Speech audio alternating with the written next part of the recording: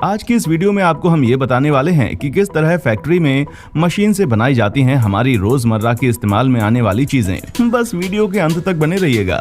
Video शुरू करने से पहले आपसे मेरी एक छोटी सी रिक्वेस्ट है कि अगर आपने अभी तक हमारे चैनल को सब्सक्राइब नहीं किया तो जल्दी से चैनल को सब्सक्राइब कर लें ताकि आगे आने वाली किसी भी वीडियो का नोटिफिकेशन आपको सबसे पहले मिले। पेपर दोस्तों, कागज हमारी जिंदगी का एक अहम हिस्सा होते हैं। भले ही आज हमारे पास करोड़ों पेज के जितना डेटा सेव करने वाला कंप्यूटर या लैपटॉप क्यों ना हो, कागज की जरूरत इंसान को फिर भी पड़ती है। लेकिन आपने ये सोचा है कि आखिर कागज बनता कैसे है, और वो आज हम आपको इस वीडियो के अंदर बताने वाले हैं।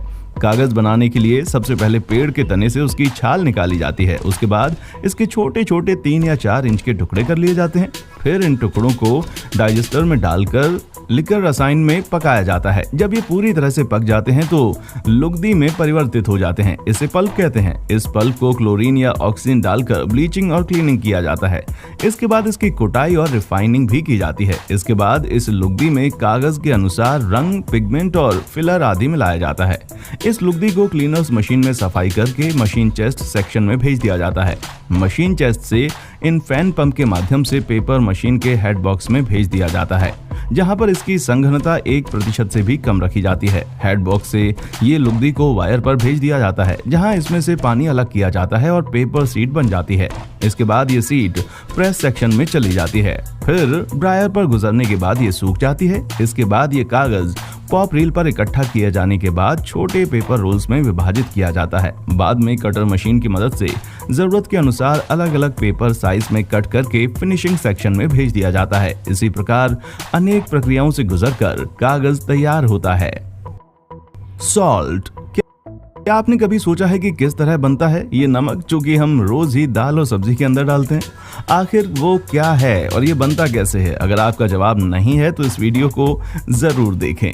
हाँ, मुझे पता है कि ये नमक बनता किस तरह है। आपको ये पता होगा कि समुद्र का पानी खारा होता है, लेकिन आपको ये पता है कि समुद्र का पानी खारा क्यों होता है? समुद्र का पानी इसलिए खारा होता है क्योंकि समुद्र में विभिन्न प्रकार की नदियां पूरे विश्व भर में समुद्र में ही आकर मिलती हैं। जब नदियां जमीन से होकर गुजरती हैं तो अपने साथ कई सारे मिनरल्स साथ में समुद्र में ले आती हैं। उनके साथ समुद्र में अंदर पत्थरों से भी मिनरल्स समुद्र में मिलते हैं। इसलिए समुद्र में मिनरल्स बहुत ज्यादा होते हैं और नमक असल में मिनरल ही होता है जो कि अम्ल और क्षार के आपस में मिलने से बनता है। अब सवाल यह है कि नमक बनाया कैसे जाता है। नमक बनाने की प्रक्रिया में सबसे बड़ा हाथ समुद्र का होता है, क्योंकि भारत में बनने वाला नमक का लगभग 70% समुद्री जल से आता है। इसके अलावा भारत में कुल नमक का 28% भूमिगत समुद्री पानी से और बाकी 2% झीलों के पानी और नमक की चट्टानों से बनता है। नमक की ज्यादा मात्रा समुद्र के पानी को सुखाकर तैयार की जाती है। इसके लिए समुद्र के किनारे जमीन पर क्यारियां बना दी जाती हैं। उनमें समुद्र का पानी भर दिया जाता है। क्यारियों में भरे समुद्र के पानी को धूप में सुखाया जाता है। ऐसा करने से सारा पानी वाष्पित हो जाता है और क्यारियों में पानी सूखने के बाद केवल नमक बचता है। इस नमक को जमा कर लिया जाता है और फिर इसकी सफाई की जाती है। साफ होने के बाद नमक खाने योग्य बन जाता है और अलग अलग पैकिंग में हमारे घरों तक आ जाता है। शुगर दोस्तों, सुबह की चाय से लेकर मिठाइयों में हर जगह चीनी घुली हुई है। गन्ने से चीनी बनाई जाती है, लेकिन ये बनती कैसे है? काफी लोगों को इसकी पूरी जानकारी नहीं होगी।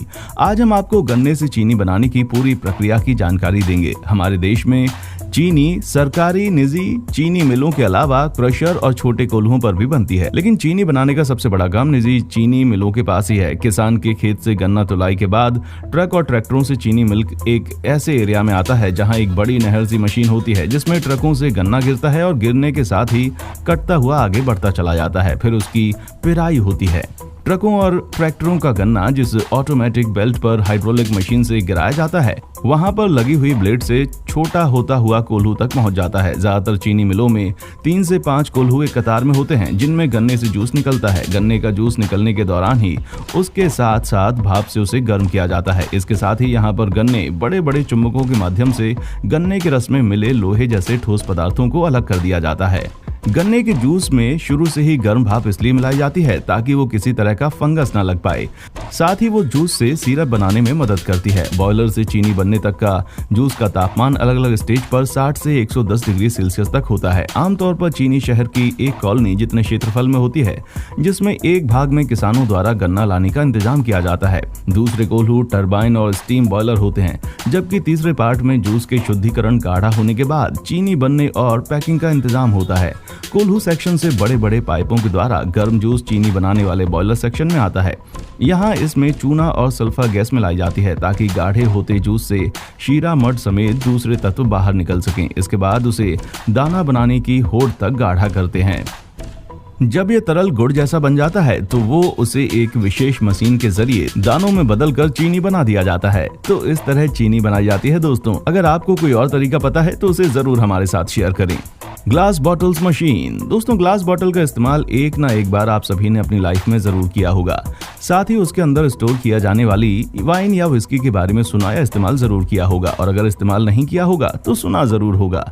अगर इन दोनों में से कुछ भी नहीं किया तो कौन से प्लेनेट से आए हो भैया, कुछ तो किया ही होगा। लेकिन मैं यकीन के साथ ये जरूर कह सकता हूँ कि वीडियो देखने वाले 90% लोगों को इस बात की बिल्कुल जानकारी नहीं होगी कि ग्लास बॉटल्स कैसे बनाई जाती हैं। तो आइए एक बार फिर से ज्ञान के सागर में डुबकी मारते हैं और जानते हैं कि किस तरह से बनती हैं ग्लास बॉटल्स। तो दोस्तों, ग्लास बॉटल्स बनाने के लिए सबसे पहले सिलिका, सोडियम अश, लाइमस्टोन और रिसाइकिल प्लाग जैसे रॉ मटेरियल का एक मिक्सचर बनकर तैयार होता है। हाई टेम्परेचर में पिघलाया जाता है और उसे तब तक के लिए पिघलाया जाता है जब तक कि वो ग्लास बनने के लिए तैयार नहीं हो जाता। दोस्तों, जिस ग्लास से बॉटल्स को बनाया जाता है उसे सोडा लाइम ग्लास भी कहा जाता है। अब जैसे ही मिक्सचर मेल्ट हो जाता है वैसे ही वो एक खांचे में गिरता है जहां मिक्सचर को बस एक बॉटल का आउटलाइन आकार दे दिया जाता है। गर्म होने के बाद वो अपना आकार नहीं बदलता। आउटलाइन आकार मिलने के बाद उस मिल्टन मिक्सचर को एक दूसरे खांचे में डाल दिया जाता है जहां उसे एक परफेक्ट बॉटल का आकार दे दिया जाता है। इतना सब करने के बाद काम यहीं पर खत्म नहीं होता। अब उन बॉटल्स को रूम टेम्परेचर में ठंडा करने के लिए फिनिशिंग के लिए भेज दिया जाता है। इसके बाद तैयार हो जाते हैं ग्लास से बने बॉटल्स। Cricket ball.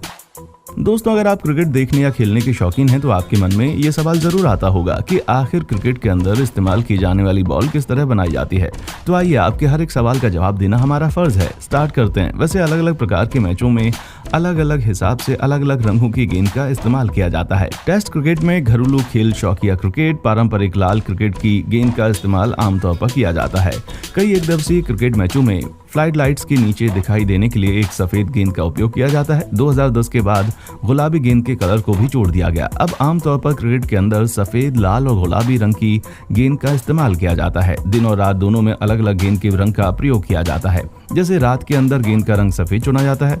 प्रशिक्षण आदि स्थिति के अंदर भी किसी भी प्रकार की गेंद का उपयोग किया जा सकता है। गेंद की गुणवत्ता को मैच के बीच में खत्म हो जाती है तो फिर नई गेंद दी जाती है। हालांकि कोशिश ये की जाती है कि मैच स्टार्ट होने के दौरान हमेशा नई गेंद दी जाए, क्योंकि मैच के अंदर गेंद को बदलना सही नहीं है, जिसको बॉल टेम्परिंग भी कहते हैं। इसकी वजह से कई विवाद भी हुए हैं। ब्रिटिश स्टैंडर्ड BS 5993 क्रिकेट गेंदों की निर्माण विवरण, आयाम, गुणवत्ता और प्रदर्शन के बारे में जो जानकारी देता है। क्रिकेट की गेंद एक ठोस गेंद होती है जिसका प्रयोग क्रिकेट खेलने में किया जाता है। ये चमड़े से ढके हुए कॉर्क से बनती है। ये क्रिकेट के कानूनों के अनुसार बनी होती है। एक शीर्ष गुणवत्ता वाली गेंद में चमड़े के 4 टुकड़ों का प्रयोग कवरिंग के अंदर किया जाता है। नारंगी से छिलके के जैसा होता है। ये गोलार्ध को दूसरे के संबंध में 90 डिग्री घुमाया जाता है। गेंद के सिमीटर को टांके के साथ 6 पंक्तियों के साथ गेंद के प्रमुख सीन को बनाने के लिए स्ट्रिंग के साथ सिलाई होती है। चमड़े के टुकड़ों के बीच शेष 2 जोड़ आंतरिक रूप से क्वार्टर सीम बनाते हैं। कॉर्क रबर आमतौर पर मेरठ के आसपास के खेतों से आता है। चमड़े का निरीक्षण विशेषज्ञों के द्वारा होता है। ग्रेड बनाने के लिए 2.5 वर्ग के टुकड़ों के अंदर काटकर रसायनों के साथ उपचार किया जाता है। इसके लिए ट्रेनिंग प्रक्रिया का प्रयोग होता है जो कि चमड़े को लचीला बनाते हैं। उसके बाद चादर को धूप के अंदर सुखाया जाता है जिससे चादर एक पंक्ति में आ जाता है। उसके बाद चादर के तनाव को कम किया जाता है जिससे वो और अधिक लचीला हो जाता है। इसके लिए उसे मोड़ना, पॉलिश करना वगैरह काम होते हैं। इसके बाद जानवरों की चर्बी का एक टुकड़ा बॉल के ऊपर चढ़ाया जाता है। लिप सिलाई की मदद से गेंद को सिल दिया जाता है। इस तरह ये स्पेशल बॉल स्पेशल लोगों के लिए तैयार होती है। बस दोस्तों, आज की वीडियो में इतना ही। अगर आपको वीडियो पसंद आई है तो वीडियो को लाइक करें और साथ ही साथ अपने दोस्तों के साथ इसको शेयर भी करें। अगर अभी तक आपने हमारे चैनल को सब्सक्राइब नहीं किया तो जल्दी से कर लें, क्योंकि आने वाली वीडियो के अपडेट्स भी तो आपको मिलेंगे। नोटिफिकेशन मिस ना करें। देखने के लिए शुक्रिया।